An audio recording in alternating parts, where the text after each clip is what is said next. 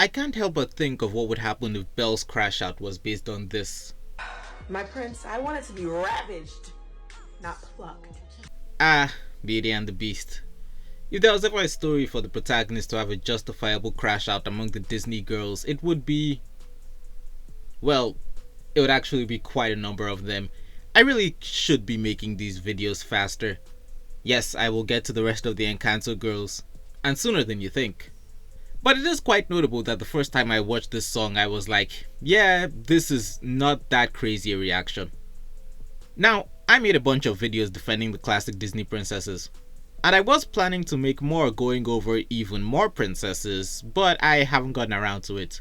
Regardless, even though I haven't watched it in a while, I'm vaguely aware the story of Beauty and the Beast is more than just Stockholm Syndrome, the movie. But you know, that's not what we're here for. We're here to give the Disney princess some of that villain song drip, and my god are these two animatics beautiful and haunting. I love the way Belle is presented in this, especially as she gets darker and wilder. But I'm getting ahead of myself. The first song, Tale as Old as Time, starts at the ballroom scene where the song of the same name was initially sung. I just said song a lot. What a name for a song that isn't going to tell the tale you'd expect. We start with the iconic dance, but with one thing changed. Belle has the rose, the symbol of the Beast's last chance to become human. The premise of this song is so simple, yet clever. In the movie, Belle is an outcast. The most beautiful outcast you've ever seen in your life, but still an oddity in the town she lives. So busy reading and not being in love with a Neanderthal like Gaston. But that means she's intelligent. And the song digs deeper into the thematic connection between the Beast and Gaston as men who want Belle to love them. God, I should really make that Beauty and the Beast video. I say as if I wouldn't have to get past Sleeping Beauty and The Little Mermaid first so no one can watch those videos too. My point is, Belle spent her life dodging men who want her for superficial reasons while honing her intelligence. Why would she be any more merciful to people who've imprisoned her within a gilded cage? Before this song, she simply bided her time, waiting for the right moment to strike. And here it is. Sorry, I was distracted by how good the use of light in this is. The first verse is essentially Belle mocking how powerless the Beast is at that moment. More specifically, how the power has shifted over to her. It's really clever how she sings about it being the final page of the fairy tale, then uses the book she's holding to crush the flower to drive home how the story's ending, before showing him the page she was looking at, him as a true beast, cause that's how the story's gonna be ending. And I can dig even more into that because books are a sign of Belle's intelligence, and she's using one to crush the magic that's holding the castle together. As she squeezes the flower, draining the life out of the appliance staff, she sings about how she's seen this story before, and it's always the same, trying to claim a prize by force, refusing to see the reality of what's happening. The song talks a lot about how smart she is, but in doing so, it also speaks to the naivete of this desperate plan the servants came up with in order to get someone to fall in love with the Beast to save themselves, and then picking someone smart enough to wreak the havoc she's wreaking now, buying into her false meekness while giving her access to all the information she needs, which... why would the Beast have information about how his curse works? Regardless, she's able to piece it all together. Oh, wild Belle. Honestly, nothing's happened to her. This is a fashion choice, and we thank her for it.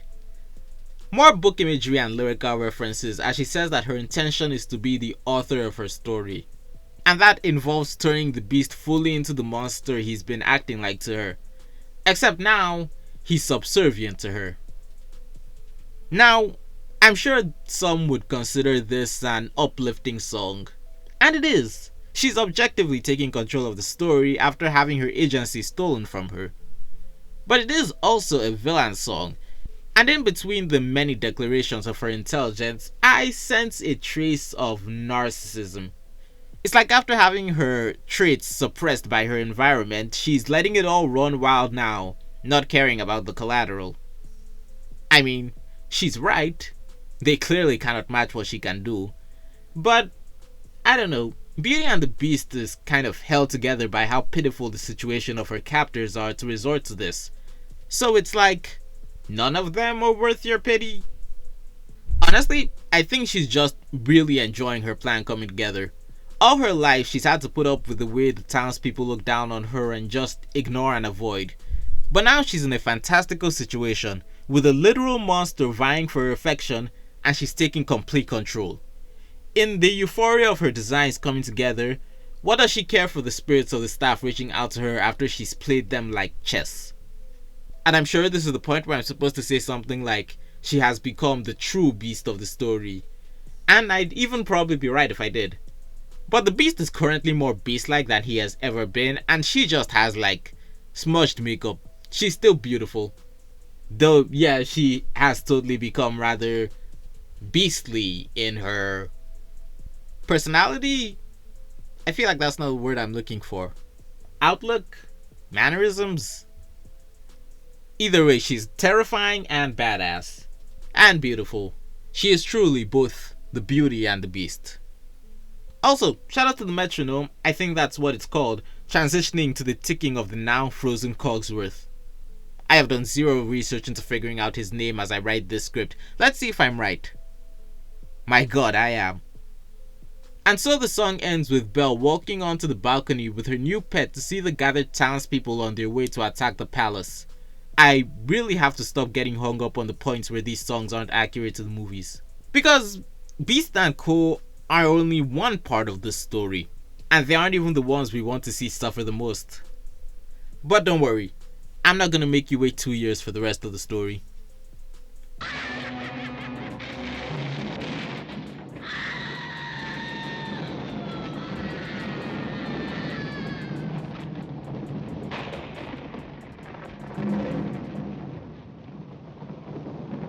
On to part 2, Reclaim My Story, which tells of the aftermath of Belle's ascent to power, starting, of course, with the man on his way to liberate her, Gaston. He came to save her from a monster, supposedly, but now, the only monster here is the one in front of the crowd. A commenter on the video pointed out that she is also standing in front of the crowd, and I thought that was really clever. She reprimands him for turning the force when his attempts at seduction failed, and it's so funny that he kind of technically immediately tries to turn to force as she's doing so, and so she turns to even greater force with the beast. We get even more references to writing a story, as she says that she wants to write a new tragedy, and Gaston isn't making it past the first act. She sicks the beast on him while singing the chorus about reclaiming her story. Based on this imagery, I think she actually stops attacking because her dad is there, but either way, she turns to go back to the castle. Of course, after that display, she gets denounced as a witch. And here, Lydia reveals something that probably would have been good to know in the last song. There's a reason Belle is so comfortable around magic and can control the beast. It's because the enchantress that turned him into a monster was her mom. She was kicked out of town for being a witch, and now the same thing has essentially happened to Belle.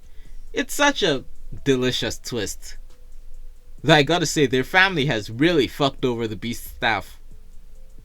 This is really interesting because it also means Belle is rewriting her mother's story as her own. That's why she sings about things like recasting the actors. She's reclaiming her mother's story and giving it a happier ending. But there's one more complication. Her dad, Maurice, tries to shoot her down, to take down the witch he raised. Honestly, not sure I like that. I can see what it's trying to do, but I just think his betrayal wasn't that necessary. It feels like it makes her next choices way easier, and it makes her feelings about what's happening less complicated. Like, he doesn't have to accept her as she's turning into a monster, but like, trying to shoot her in the head with a crossbow? He was the one who got married to the enchantress. It's not that this couldn't be a great plot point, it totally could, but it's never going to be expanded upon because we're only seeing this whole thing in the form of Belle singing about how powerful she is. Scientist married to a witch. I can see how Belle ended up the way she is, ability-wise. Also, I almost skipped over it. The beast got captured by hunters, seemingly with the help of one of Maurice's inventions, which is several layers of ironic considering how we got here in the first place.